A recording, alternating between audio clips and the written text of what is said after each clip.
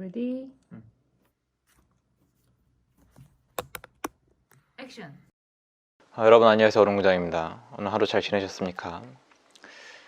썸네일처럼 오늘 주제는 앞으로 아파트 시장 2021년도 하반기겠죠. 어떻게 될지 수차례 말씀드렸는데 살짝 정리해서 말씀드리면 좋겠다 생각이 들었습니다.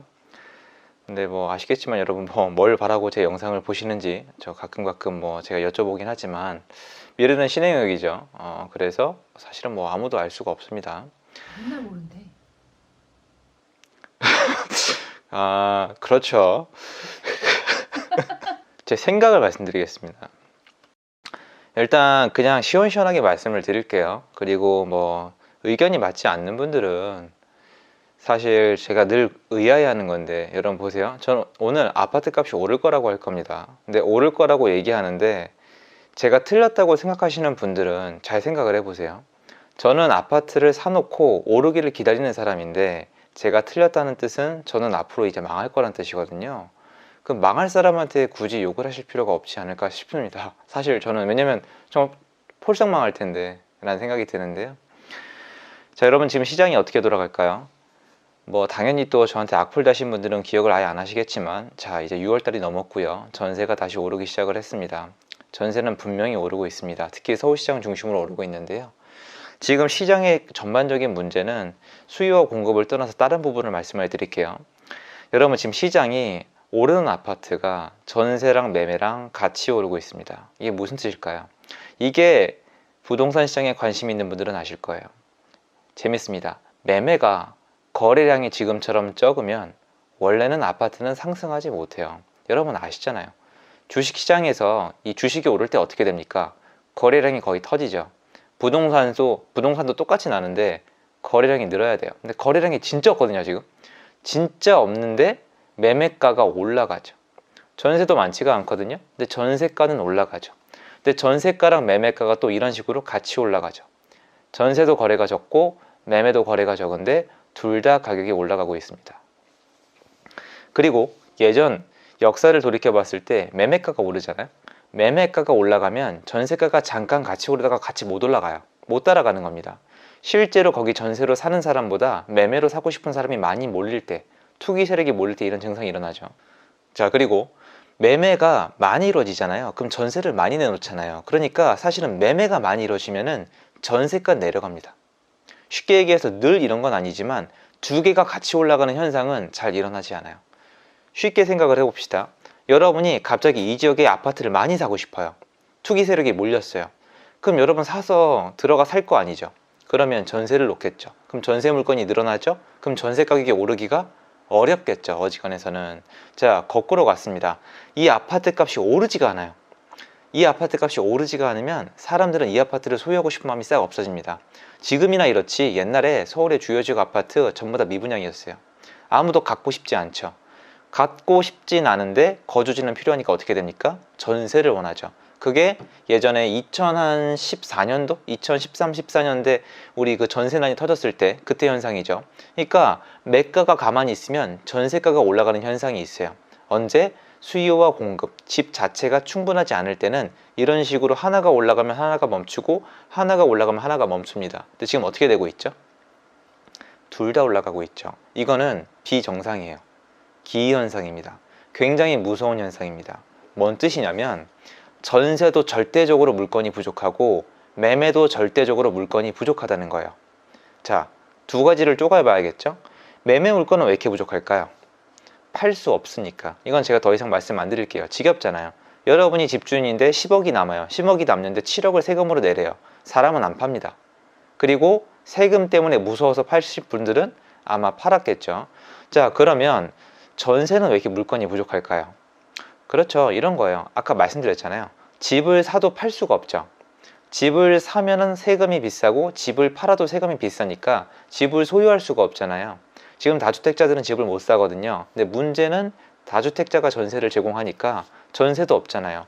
그러면 나중에 실제 시장에 이 도시에, 서울이란 도시에 아파트에 거주하고 싶은 사람이 딱 나왔습니다. 신혼부부가 손을 잡고 나왔어요. 신혼부부는 뭘 원하죠? 전세로 시작하죠. 저희 부모님 세대는 거의 한 10중 7, 8은 거의 전세로 시작했다고 저는 그렇게 배웠거든요. 부동산 사장님한테. 그럼 전세를 알아보러 왔잖아요. 근데 전세가 없잖아요. 전세가 있으면 계약을 하겠죠. 근데 있어도 엄청나게 비싸죠. 그럼 전세가 없으면 매매로 살 수밖에 없죠. 자, 그러면 문제는 뭐예요? 전세를 계약을 해도 최고가고 전세를 못 구해서 매매로 가도 최고가예요. 그러면 거래는 잘 없어요. 왜냐면 이분들은 그 서울의 아파트를 사지 않고요. 경기도로 지금 계속 밀려나고 있습니다. 그래서 최근에 경기도가 폭등을 했죠. 상승이 아닙니다. 폭등했습니다. 말도 안 될 정도로 올랐어요. 그리고 지금 그 현상은 계속 퍼지고 있습니다. 그리고 이런 현상이 퍼지다 보니까 시중에 깔린 유동성 때문에 투기꾼들이 전국에 있는 아파트를 휩쓸고 있습니다. 지금 제 생각에 2021년도 하반기에 키포인트는 두 개입니다. 1. 전세. 이건 제가 예전부터 꾸준히 말씀드렸죠. 2. 지방시장입니다. 예전에는 똑같아요. 이렇게 유동성이 풀리고 빨라지면은 지방시장에 불이 들어옵니다. 여러분 지금 올해 2021년도 하반기 한 10월 10일을 넘어서 전세랑 단어랑 지방 아파트란 단어가 나오는지 안 나오는지 한번 보십시오. 제가 틀릴 수도 있잖아요. 하지만 저는 늘 말씀드리지만 이런 영상 올려놓고 한 6개월 있다가 나 몰라라 하지 않습니다. 여러분 제가 틀렸네요. 죄송합니다. 제가 말씀드린 부분이 맞아떨어졌네요 라고 말씀을 드리죠. 지금 그래서 전국 시장에 대해서 말할 것도 없이 일단 서울시장은 서울시장 자체가 이미 잘못 왜곡되고 있습니다. 그리고 잘못 왜곡된 서울시장에 실제 거주를 희망하시는 분들이 나와서 옆으로 밀리면서 경기도가 오르고 있고요. 그 현상이 지금 인천까지 퍼졌습니다. 인천까지 퍼졌다고 끝날까요? 제가 예전에 말씀드렸지만 인천이 올랐기 때문에 옛날에 꺼졌던 게 아니라 꺼질 타이밍에 인천이 오르고 있었을 뿐입니다. 그러면 연결고리가 생겨서 지방으로 쭉쭉 퍼집니다. 비트코인 말씀드렸죠. 사람들은 돈 된다면 뭐든지 다 합니다. 이걸 말릴 길은 없습니다. 그래서 지방에 작은 매물들이 지금 많은 사람들한테 어떤 타겟이 되고 있는 게 현실입니다. 그러면 2021년도 하반기는 어떻게 될까요? 전세를 주축으로 매매가도 오를 것이고 서울도 다시 오를 것이고 경기도는 계속 오를 것이고 광역시도 계속 오를 것이고 지방 도시까지 계속 오를 것이에요. 어떤 곳이 안 오를까요? 그렇죠. 일단 첫 번째로 사람들이 진짜 안 사는 곳, 인구가 절대적으로 빠져나가는 곳, 공실이 남아도는 곳, 그리고 전세가 나가지가 않는 곳들은 상승하기 어렵거나 때론 하락할 수도 있겠죠. 하지만 최근 제가 수개월 동안 저희 멤버십이랑 시계열을 봤을 때 하락하는 지역은 정말 극소수였습니다. 정말 극소수. 왜?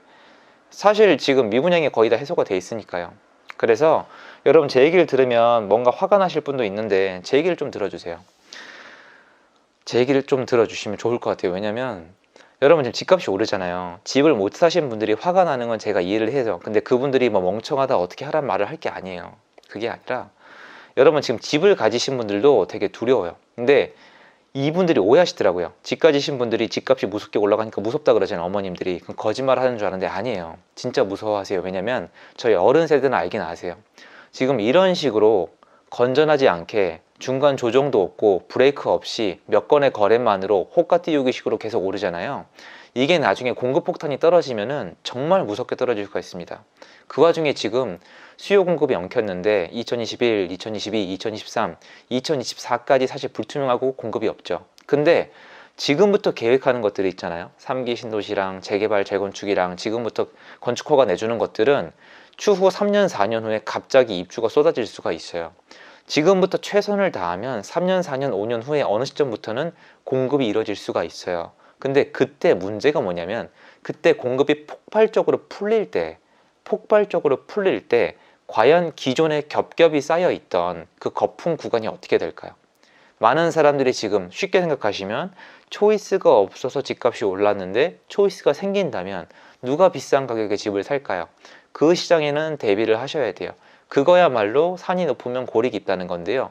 문제는 많은 분들이 지금 이게 당장 일어날 것처럼 겁을 주시는데 과연 수요 공급이 완벽하게 꼬인 시장에서 올해, 내년, 내후년에 이게 어떻게 일어난다는 건지 제가 아직 이해를 잘 못하고 있는 것 뿐입니다. 그리고 저는 염원해요. 사실은 저는 전세가 좀 예전처럼 돌아오고 좀 뭐 어려우시겠지만 양도세를 좀 풀어주시고 그리고 분양 시장에서 건설사들이 좀 분양가를 마음대로 측정하게 해주면 시간은 좀 걸리겠지만 아파트 값이 안정화될 수 있다고 생각을 하거든요. 그리고 전 이렇게 생각해요. 지금 양도세를 낮추거나 분양가를 자율화시키면 장기적으로 잡힐지 몰라도 단기적으로 투기꾼들이 난리를 칠 거다. 그러니까 시세가 오를 거다. 라고 이제 걱정을 하시잖아요. 저도 제 할 말을 좀 할게요. 여러분, 어차피 올라요, 이 시장에서 지금. 여러분, 차라리 이쪽은 투기꾼들이 날뛰는 시장은 꼴 보기는 싫겠지만 그나마 지금보다는 정상적으로 올라가요. 지네끼리 올리다가 지네끼리 욕심에 지네끼리 경쟁이 붙어서 중간중간에 조정이 나와요. 확실히 나와요. 올라가다가 멈췄다가 올라가다가 멈췄다 이러거든요. 근데 지금은 그냥 계단식이에요. 오르고 그냥 있다가 오르고 그냥 있다가 이런 식이에요. 그러니까 실제로 지금 집을 구하려는 신혼부부 그리고 젊으신 분들 입장에서는 이게 황당한 거죠. 그래서 제 의견은 아주 단순합니다. 올해 하반기 시장에는 다 오른다.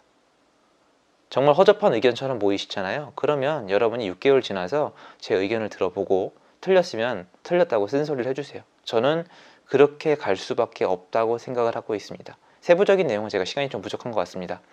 오늘 영상 여기까지고요. 조금이라도 도움되었으면 좋겠습니다. 인사드리겠습니다. 감사합니다.